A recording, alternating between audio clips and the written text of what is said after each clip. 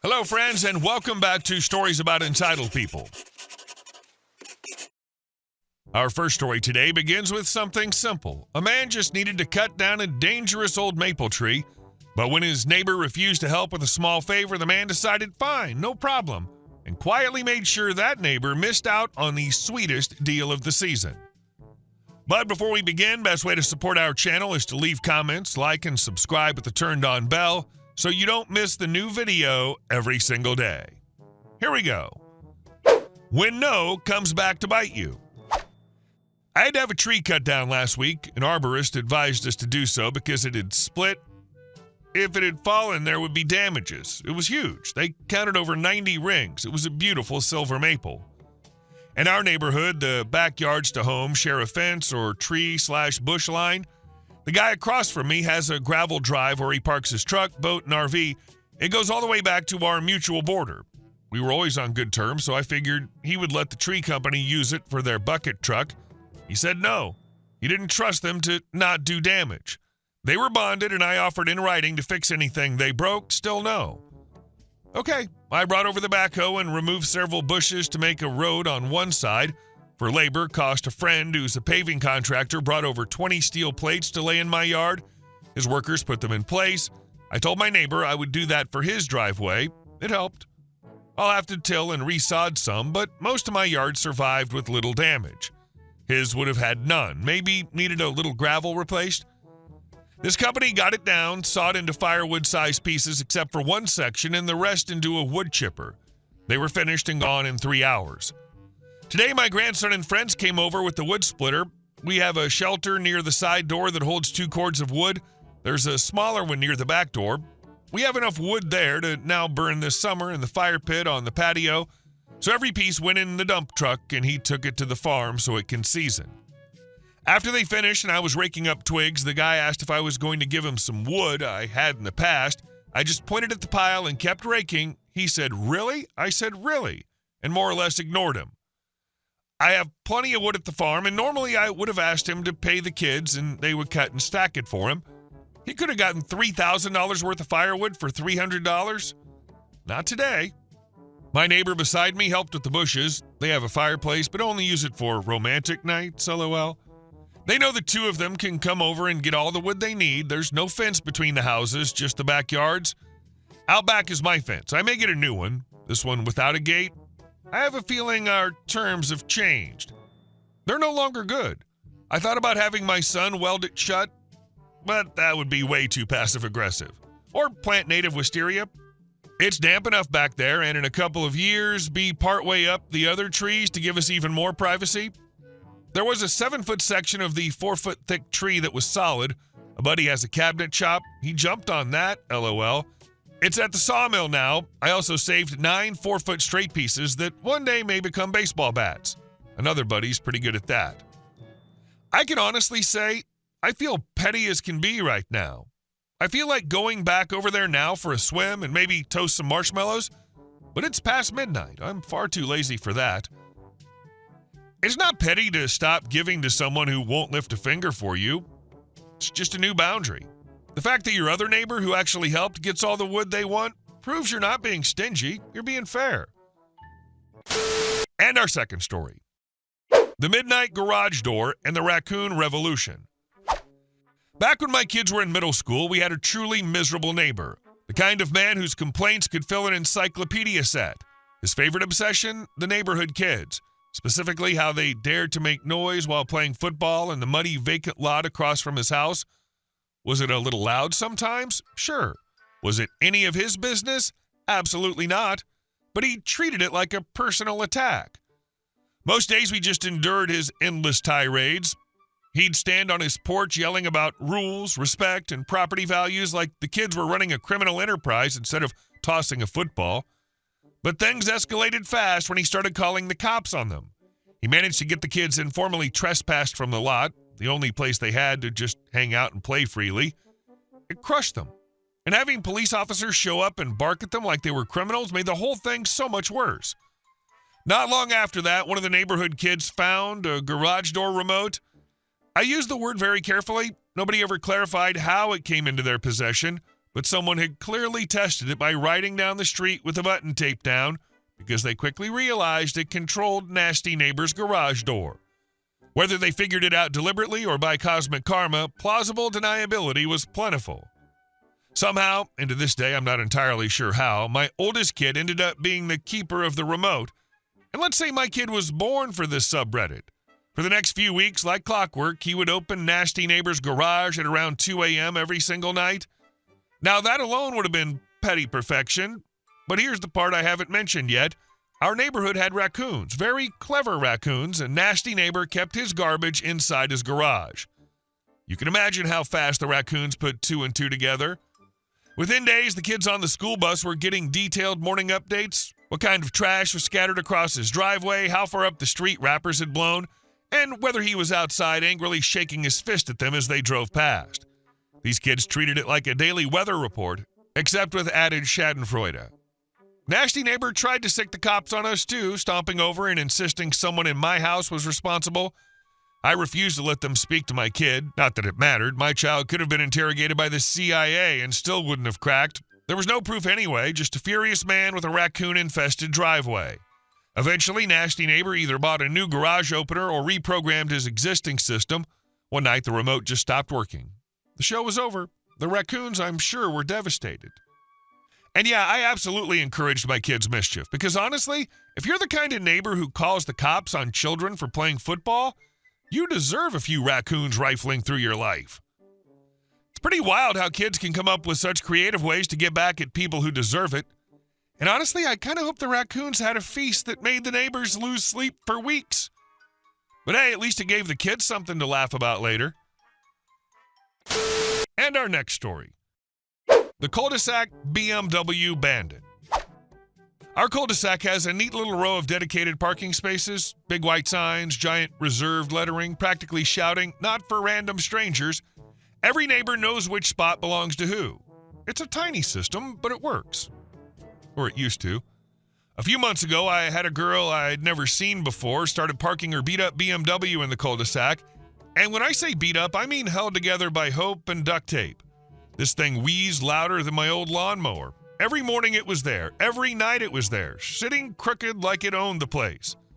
The first week I figured someone had a guest over, but then I kept seeing her walk from the direction of the apartment complex next door, the one that's notoriously aggressive about towing anyone who even breathes near their lot.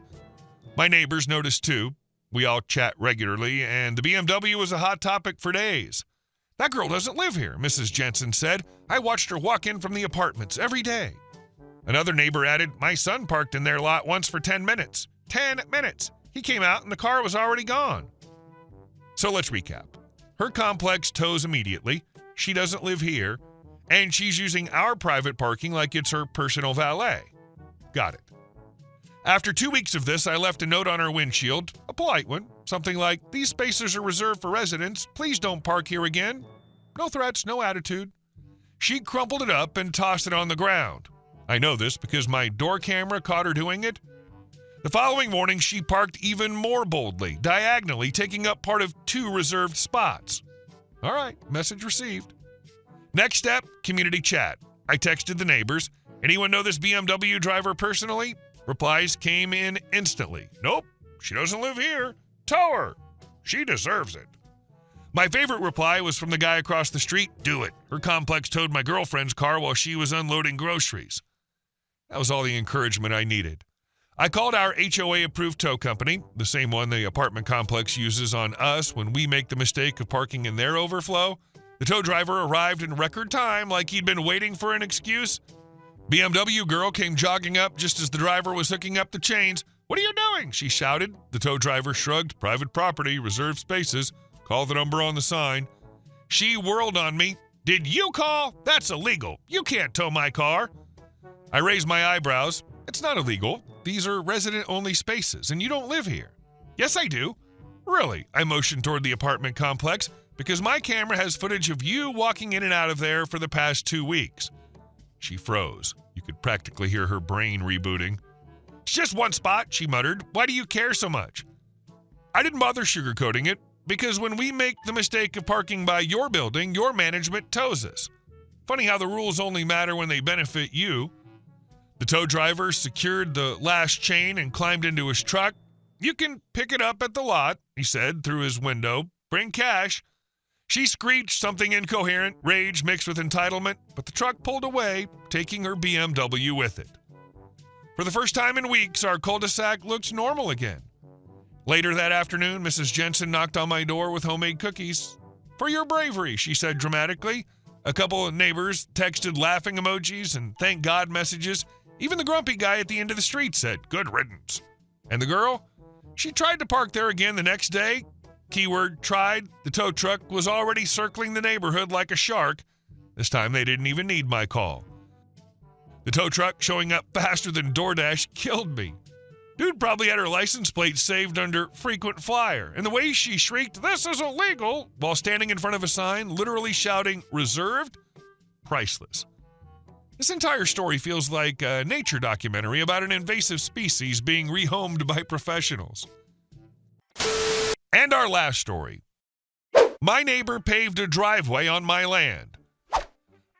I own a big stretch of land way out in the rural dead zone, the kind of place where boundaries are marked by faded survey stakes and everyone assumes empty space means free space. I don't live there full-time, but I inherited the property years ago and keep it maintained. Every few months, I drive out, walk the perimeter, and make sure nobody's dumped trash or tried to poach timber. It's quiet, peaceful, and mine. My neighbor Grant owns the parcel next to mine. His house sits closer to the main road than mine does, and he's always been the type who wants things nicer than his wallet can actually support. A few months back, he apparently decided that he was tired of driving up the existing gravel lane to reach his driveway, so his brilliant plan? Build himself a private paved strip straight from the county road to his garage, the easiest, cleanest, most direct path. Except the direct path wasn't on his land. The property line between us isn't complicated. It's not zigzagged, not strange, not confusing. It's a straight, boring line, but Grant never bothered to check it, not once. He eyeballed the land, pointed at a stretch of grass that he assumed was his, hired a paving crew, and let them pour an entire asphalt driveway right across my property like it was the most natural thing in the world. I didn't even know anything had happened until my next visit. I drove up and saw a brand new blacktop road slicing across my field like an unwanted scar, and honestly thought I'd turned onto the wrong land.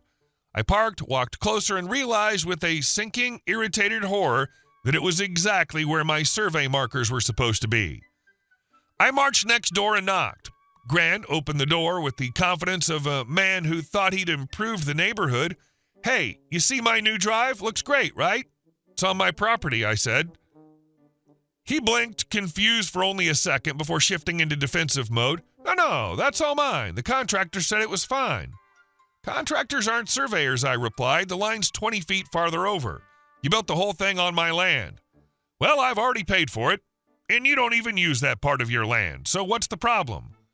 I laughed, a slow, disbelieving sound. "The problem is that it's my property." Grant waved a hand like I was being dramatic. "Look, it's done. I'm going to use it. It's not hurting anything. Just leave it." "No."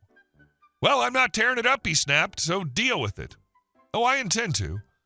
I called my lawyer first, sent over the parcel maps, property lines, and photos. His response was immediate. "He's 100% in the wrong. You're well within your rights to remove it." Then he asked the question that truly kicked things into motion. "Do you want to be polite about this or effective?" "I've already tried polite," I said, so I went with effective. I hired a land restoration crew, a proper one, with machinery big enough to make Grant's contractor cry. The day they arrived, the noise alone brought Grant running out of his house like someone had set him on fire. "What are you doing?" he shouted from his yard. "Fixing my land," I said calmly. "You can't do that. That's my driveway." "No," I said, pointing at the survey stakes now clearly marking the line. "It was your mistake." He looked between the stakes and the machines ripping up the asphalt like it was cardboard.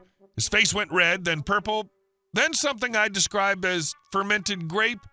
He sputtered threats, demanded I stop, screamed that I was ruining him financially. The crew ignored him. So did I. When the asphalt was gone, the ground leveled, the soil replaced, and the grass seed spread, I sent him the full bill. He refused to pay, loudly, and with many colorful insults, so I sued him. And my lawyer was right. It was the cleanest, simplest win imaginable. The judge barely let him finish ranting before ruling in my favor and ordering him to pay for the removal, the restoration, my legal fees, and additional damages for trespass. The best part wasn't the judgment itself. It was a month later when I visited my land again and saw Grant's original gravel driveway, the one he thought was beneath him, still in use, now worn down and muddy from all the extra traffic. The place where his little fantasy driveway once sat was now a lush path of new grass, greener than the rest thanks to the fresh soil. Grant glared at me from his porch as I parked. I waved. Funny how he never mentioned his investment again.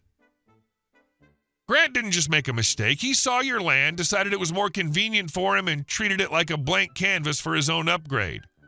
The audacity of saying, well, I've already paid for it, as if his poor planning somehow obligated you to donate a piece of your property?